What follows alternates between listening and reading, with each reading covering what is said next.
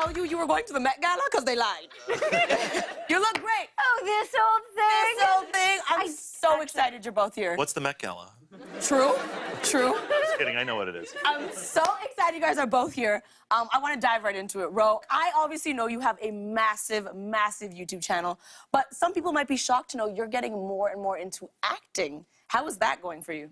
Really well, surprisingly. We shot 4 shows this year. Hey. But I got sick on one of them, and initially those symptoms, we thought it was food poisoning. Right. In between takes, I was like, I gotta be a professional because this is how we do it here. This is the big leagues, gotta do it right. So I was running in between set, doing the scene, and then to the bathroom, diarrhea. Set, scene, diarrhea. And I finished. No one even knew that I was sick. They just thought I had to pee all the time, and I learned like... So they just thought you had a UTI. Yeah, That's better. It was set lingo. They call it a 10-1 when someone's got to go to the bathroom, and then they joke that if you got to go number 2, it's a 10-2. Right. So I learned that on set, too. 10-1 is, yeah, and then, but nobody ever says 10, what is it? 10-2. 10-2 because... Do the bit of poop. Because it's embarrassing, and then 10-3 is, well, you don't want to even talk about it. I never heard of it. So that's both. This is starting off so classy. This is the type of quality content we need here. We just met a few minutes ago, but you're such a nice guy. I can tell. I'm vibing out with you. But the thing is, Thank you. yeah, you're welcome. But on TV, you kind of play a jerk. A lot of times. A lot of times you play a jerk. Yeah. What did you learn from playing those types of roles? Well, I like to teach about toxic masculinity through example.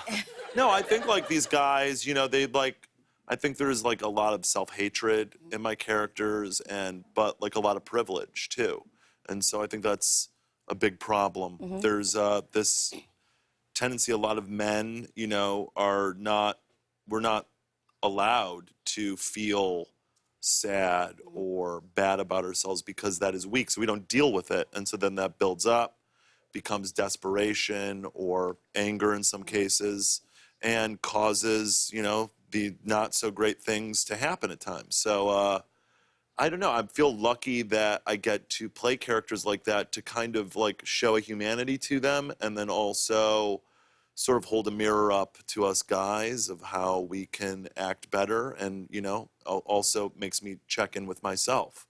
So basically what I'm saying is I'm really woke, I'm single, and I'm a great guy.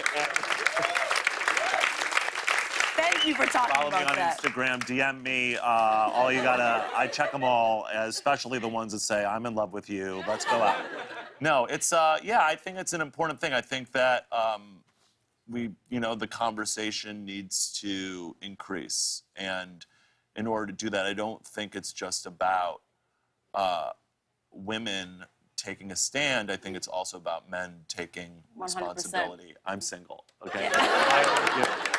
Switching gears again for a second. Ro, you have actually been working with your longtime boo, Mike, who's your boyfriend and your manager. I need to know, in that relationship, who made the first move? Oh, okay. Who is HR calling? Let us know. Some people say don't mix work, Everyone says professional that, with yes. Every single personal. And those are people Yeah. who don't work all the time, Exactly. right? True. Yeah, so I did not follow that advice. And we work 16 hours a day together all the time. And we went home and I missed him. And I went, that's different. That is something real. And I went, something's changed. And he felt it the same day I did. And he put out the vibe. Oh, well, hold up.